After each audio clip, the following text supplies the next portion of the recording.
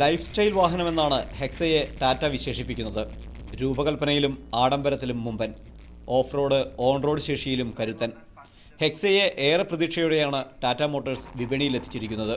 XE, XM, XT, XMA, XTA, XT 4x4 എന്നിങ്ങനെ 6 വേരിയന്റുകളുണ്ട് ഹെക്സയ്ക്ക്. In terms of variants, we've tried to cover a variety of kind of customers.